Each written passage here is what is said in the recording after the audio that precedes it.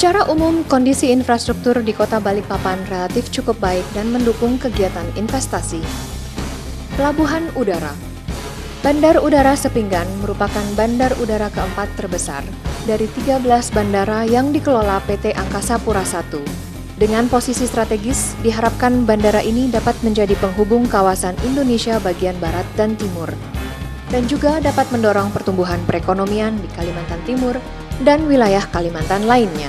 Pengembangan yang sedang berjalan di sekitar bandara, diantaranya hotel transit, business center, pusat informasi investasi, warehousing, meeting room, restoran dan minimarket, termasuk pengembangan terminal penumpang dan perpanjangan landasan pacu.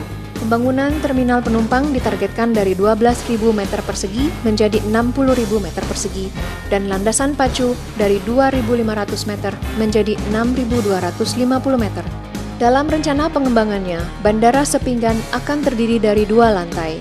Lantai 1 untuk kedatangan dan lantai 2 untuk keberangkatan dari 10 garbarata, sehingga memudahkan penumpang untuk naik dan turun dari pesawat. Pelabuhan Laut.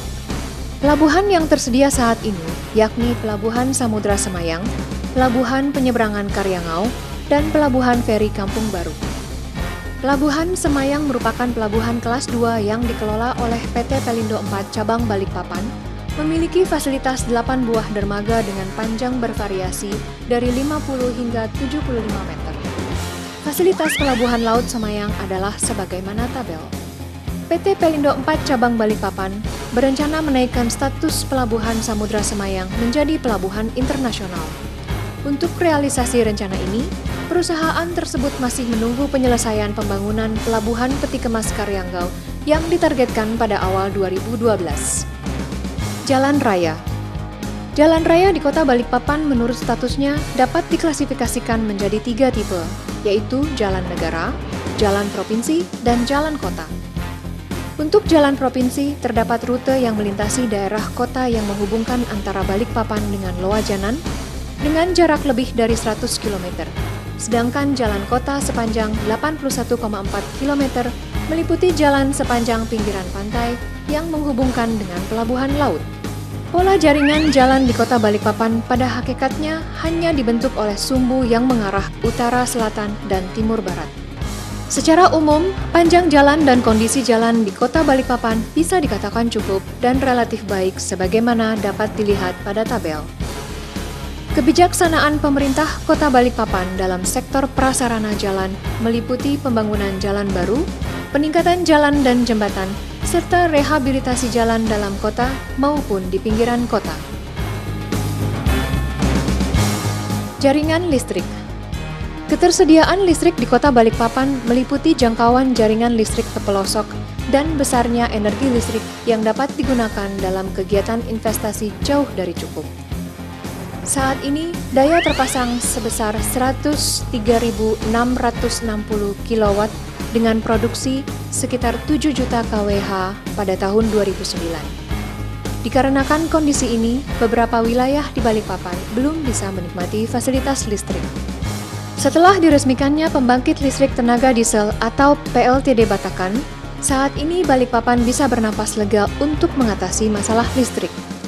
PLTD Batakan difungsikan untuk menambah pasokan listrik di wilayah Kalimantan Timur, termasuk Balikpapan. Untuk mengatasi krisis listrik di Balikpapan, pemerintah daerah telah melakukan kerjasama dengan PT Karyangau Power membangun pembangkit listrik tenaga uap atau PLTU dengan kapasitas 2x15 MW dan pemerintah provinsi dengan PT PLN untuk bekerja sama membangun PLTU sebesar 2x100 MW. Energi listrik yang dihasilkan nantinya akan digunakan untuk memenuhi kebutuhan rumah tangga dan industri. Jaringan telepon. Pemerintah Kota Balikpapan telah merencanakan pengembangan sistem jaringan telepon yang merupakan pengembangan sistem jaringan berdasarkan rencana pemanfaatan ruang, tata letak, tata perkaplingan dan bangunan, serta pengembangan sistem jaringan jalan dan sistem jaringan telepon. Kantor Daerah Telekomunikasi Balikpapan telah menyediakan seluruh produk multimedia, mulai dari produk Telkomnet Instan, Speedy, Virtual Private Network, hingga video conference. Jumlah pelanggannya hingga Juli 2008 tercatat untuk fixed line 75.000 unit, fixed wireless 64.000 unit, dan akses internet pita lebar speedy 4.500 unit. Jaringan fiber optik untuk layanan broadband sudah digelar hampir di pelosok wilayah industri Balikpapan. Persoalan jaringan infrastruktur telekomunikasi di Balikpapan hampir tidak pernah menemui kendala apapun. Jaringan air bersih. Air bersih merupakan faktor yang vital baik untuk keperluan sanitasi maupun untuk keperluan proses produksi. Air bersih dapat dipenuhi sendiri melalui penggunaan air tanah atau melalui jasa perusahaan yang menyediakan air bersih seperti Perusahaan Daerah Air Minum (PDAM). Hingga kini, PDAM Kota Balikpapan baru bisa melayani 70% kebutuhan rumah tangga di Balikpapan.